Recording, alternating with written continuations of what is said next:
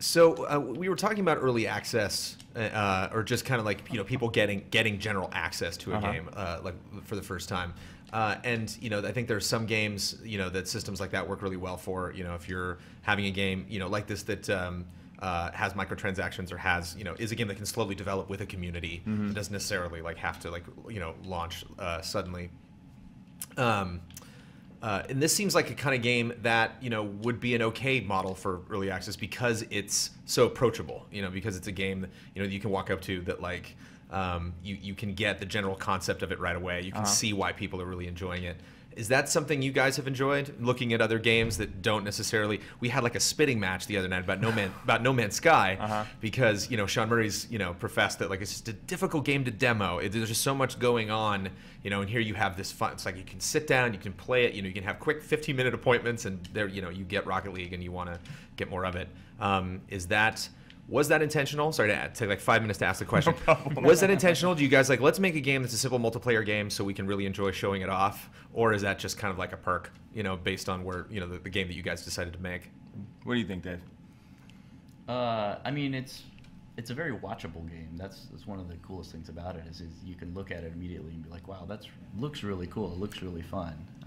It's really intense and I think seeing the depth in it is something that it takes a little bit more time to kind of explain, but that's why it keeps kind of opening up new avenues to people. The longer they play it, they're like, wow, I didn't realize there was so much more to this game than just knocking balls around the field. But at its core, let's make a fun, accessible, straightforward multiplayer game that anyone can play. It is a perk to see how many different things, ideas that people come up with, both internally and externally. And watching how the game can grow, because sometimes we didn't even think about some of the stuff that actually is ultimately we plan on putting in the game. We didn't realize we even needed to until we started seeing certain reactions from people or certain. Look at Don's face. I don't know if you can see Don's face, but look at that man's smile. Look at him on the monitor there. This is looking more and more fun. I can't wait to try it. Excellent. Thank you. Yeah. So how much? So what kind of access do you have at E3? So if I'm going to E3, I mean, if you're going to E3, you only have a couple hours left. Yeah. If you want to get access to this game, but yeah, where is this game at the show floor? As soon as you walk in the West Hall, you want to go straight up the center area. It's directly below the Sony Videotron sign, and we're right there in between I Am Bread and Galaxy, and we're right there. You can't miss us. We're right there on the walkway. We're also, for reference, the GameSpot Kind of Funny guys are right behind us to the left. So that should help give you a bit of a map. But yeah, I think there's only like 2 hours left in the show, so they literally better run. And especially in LA traffic, running would be faster than driving. And just that's a good point to bring that up.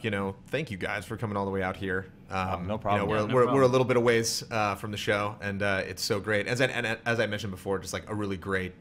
Palate cleanser, a great game, to play, to rock out. I think that's like, you want to start with like the big, serious, heavy, theatrical, epic moments, like from E3, and then just like focus, now that everything's kind of like winding down. So what are you guys up to today? What's your Thursday like at E3? Like, do you kind of get used to like a rhythm of the appointments you have to go to, or is it like a whole new bag, every other place you go to? Yeah. Well, go ahead. It's been pretty different every day, actually. 1 minute we're talking to people about the game, 1 minute we're talking to having meetings about the company and where we're going and so on. So it's pretty much like a rush around the whole time.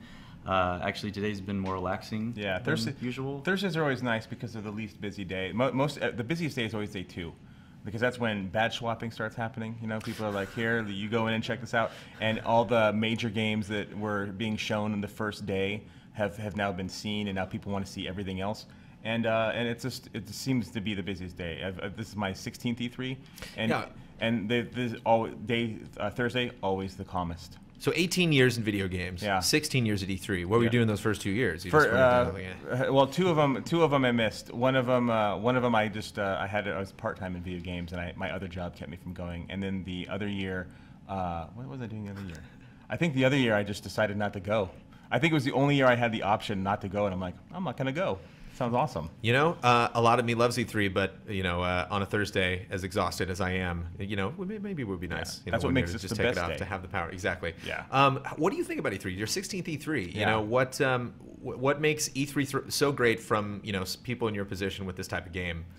It's a perfect opportunity to let people who don't otherwise follow video games or understand video games or even realize that there are more than just the top 10, 20 most advertised games out there, that these other titles exist.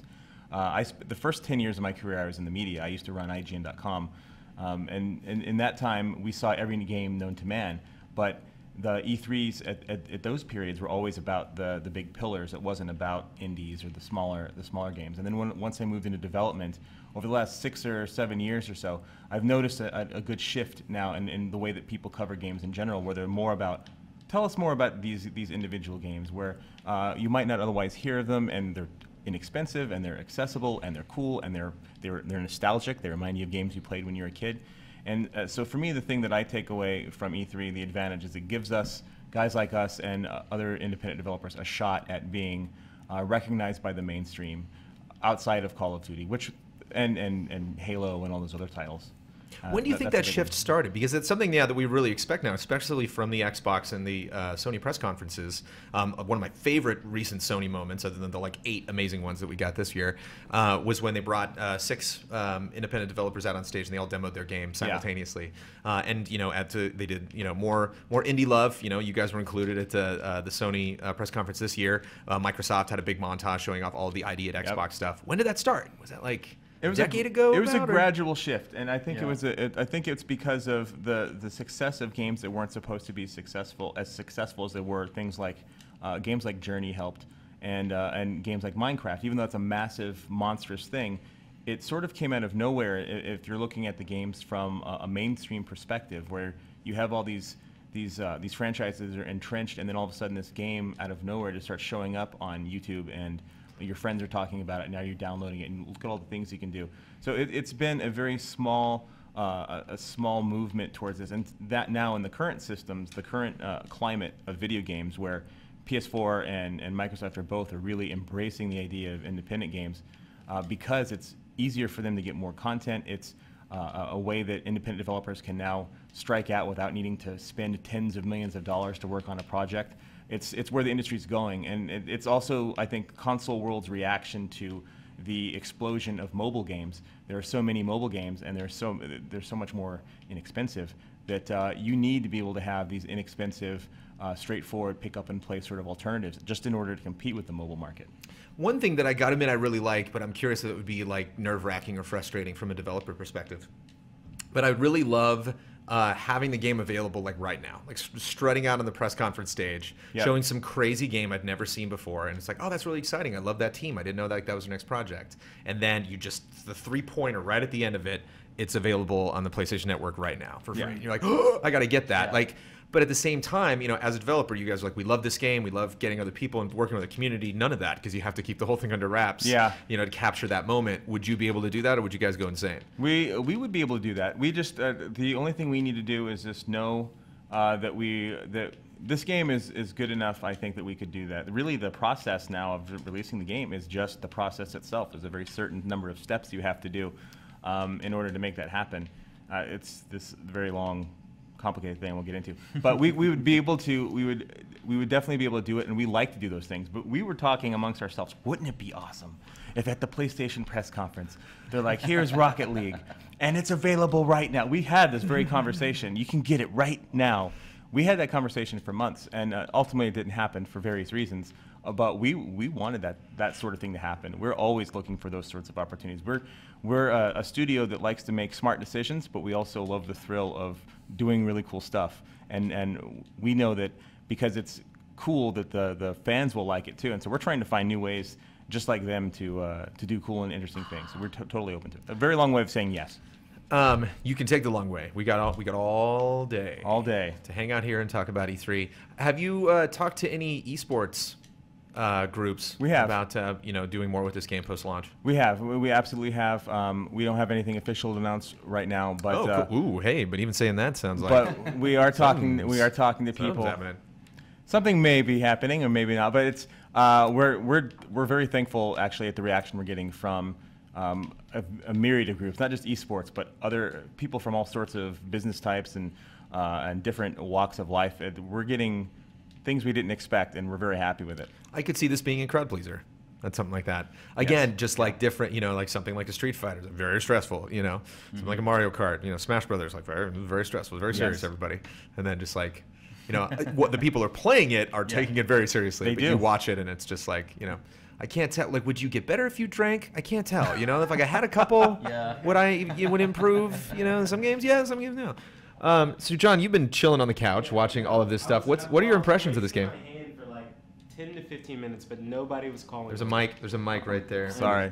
Okay, so yeah, just to introduce you to the way we do things here at GameTrailers. That's when you take that bottle of water right there and you just chuck it, near my head. Okay, all right. Duly noted for next time. All right, 3 questions for you guys. The first question is, if you guys had a chance to make another one of these like right away, what would be the first thing you'd add? In my mind, I would really love to see mud on the ground. I want to see mud.